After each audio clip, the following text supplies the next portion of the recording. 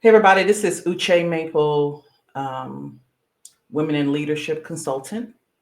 I help organizations to optimize their employee engagement, team dynamics, and really to identify what are some of the things they want to do to increase productivity in their workplace. Some of the things that I'm witnessing now is just a lack of focus, which is hindering really the best of us to achieve our long-term goals. So, something that might have taken you a shorter time to achieve um, before everything that has happened is now probably taking you maybe two times or three times or four times as X to complete it. And you're trying to figure out, like, well, why is this happening? I'm not doing anything different, but I feel like I can't move. You feel like you're stuck in the mud, and just even trying to just get out of any situation, or just, trying to improve just your overall life. It seems like it is more of a challenge now than it's ever been before. So I was reading an article the other day, and I thought this was interesting, what I was reading. And um, and it was from Pew Research, and they had actually published this in 2021. And it says pretty much like the new normal in 2025 will be far more tech driven, and they'll be presenting more big challenges. And a lot of that, right, they're talking about misinformation, of course, great equality, um, you know, at the, post pandemic. Um, and, at this time, everyone is thinking like telework is where everything is going to be. And this was published in 2021. What I thought was interesting is when I read this is the fact that, when we, the fact that we're getting so much information, and this is what I want to focus on today is how much information are you taking in every day, every minute? You can go on your phone and see how often you're on your phone. When you have a long-term goal that you're trying to achieve, I don't care if that's, just having a better quality of life in terms of wellness, in terms of how you want to progress in your career, how you want to progress in how, your job, anything. How much information are you taking in that's not relevant to what you need to do? So I'm going to give you a couple of here are a couple of tips on how to be able to just make movement when you're stuck in the mud.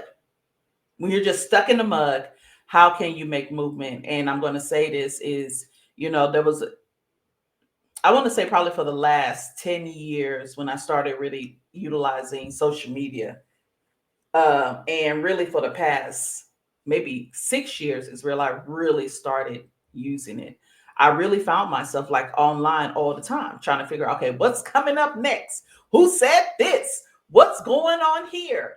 And, you know, it's been maybe 3 hours and I haven't done anything. I mean, my kids still gotta eat, right? My kids coming in, mom, what's for dinner? Or mom, we don't have any groceries in the refrigerator. And I'm like, oh, I guess I still gotta do the things that I did before all this information came in. But more specifically, it's really my wellness. I really put my wellness on a back burner. And it showed in how I, just my sleeping pattern, how I felt when I woke up in the morning. Did I wake up in peace? Did I wake up on edge? Did I wake up like in anxiety? And it just wasn't the life that I wanted to live. And the fruits of that showing up because I couldn't complete things that I normally could. I mean, even just having regular conversations with people, I couldn't even focus on it. And that's not something. That's not how we want to live our life. That's not a life worth living when we are inundated with so much information and it's taking a toll on the goals that we have on our lives. So, first thing that you really need to do as an assessment is how much time are you spending on getting all this information, whether it's relevant, whether it's misinformation, and how do you feel on that? Take an inventory. Like, Am I watching something that's bringing me joy? Am I watching something that's helping me move to the next step? Am I watching something that's going to help me make movement and progress? Or is it just stuff that I don't even need, and it's not doing anything? It's not advantageous in my life to make the quality of life that I want to live better. So take inventory. So that's the first thing, is take inventory, give yourself an assessment. Just write down, you can again look at your phone, because it tells you how much time you spend on it. How much time are you spending on it? What are you spending on? So just take an assessment and see how you feel. Um, the second thing you can do is just limit your time on social media. I was reading another article that talks about when we don't limit our time on social media, it leads to a decrease in our overall wellness, because it leads to increased anxiety. You're having notifications all the time when something is coming up. I remember I had notifications for a couple of sites, and when I hear that notification, I started getting stressed out. I'm like, what is happening right now? Why do I feel anxious every time a notification came up? Well, Uche, that's because you set the notification when this type of news thread is coming up, doom and gloom, that you're getting it. Stop it. So I had to check myself too. Yo, you're not positioning yourself to thrive at all. You're actually positioning yourself in defeat. So stop it. And what I found out is, as I decreased my time on social media, it did decrease my level of anxiety. Thank you, Jesus. Rebuke that. Not going to be existing in my life, in this body, this temple anymore. It increased my focus. So now I was able to sit down and write down, what is it that you want me to do today? What is it, Uche, that you're trying to accomplish today? In the name of Jesus, right? And then it definitely improved my overall well-being. I became excited, okay, like this morning, had a great sleep. And I was like, yo, I feel good. Woke up, did my praise and worship, got on my bike, my spin bike, and I was like, I feel great. I'm ready for a productive day. And it helps my disposition, because now you're nice. You're friendly. I was even able to text my friends, and say, today is the day the Lord has made, and we will rejoice and be glad in it. Haven't done that in a long time. Because how you start your day matters what you do in the day. Okay? All right, so that's the first thing. Limit your time after you take inventory, an assessment, limit your time on social media, right? Just do it. Don't even hesitate, just do it. And then the third thing is, stop watching every news channel to get what's happening here. Well, what did this person say? What did this person say? He said what? Stop it. Just stop it.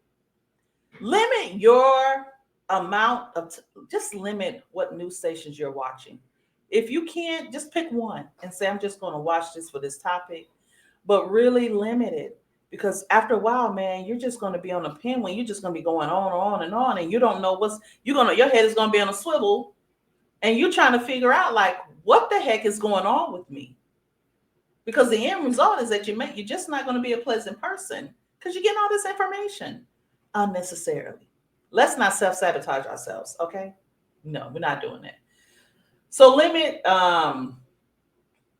your news channel. And I'm about to say this, the fourth thing, which you might say, what, Uche, what did you say? Just take a break from it. I have removed all my social media from my phone, because I know me, I don't even want to have access to it. And it's because until I can get to the point of maturity where I know that I will not subscribe to it, right? That I'm like, okay, what's happening right now with my friends? So I had to limit that. And I think it's important. I had to remove it. So taking a break from it. And what I have recognized is, yes, people be like, hey, Uche, did you see this is going on? I'm like, you didn't see such and such post this? I did not. But tell me about it, But taking a break from it has definitely improved my lifestyle. It has allowed me to be more present. It has allowed me to spend time with God. That's the first thing, uninterrupted. It has allowed me to be more present with my spouse when he comes in. That I know the assignment. This is time for me to be more present. It has allowed me to be more present with my kids, to hear them in a way that I did in the past, heard before, and overall, right? And of course myself, right? Um, and it feels great. Now this is a work in progress. I'm not saying, oh, that's all you got to do. It is not all I have to do.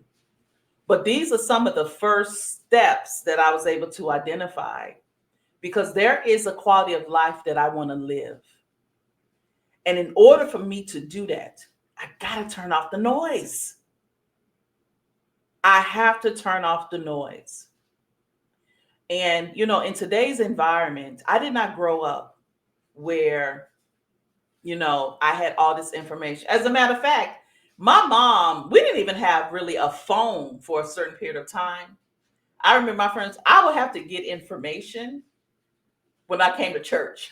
It's like, well, what happened? Or when I came to school, because, we just didn't have a phone where we can talk to people when we got home. And, what I thought was going to be meant for my bad, it was actually meant for good, because it kept me and my siblings away from a lot of the nonsense that we didn't even have exposure to.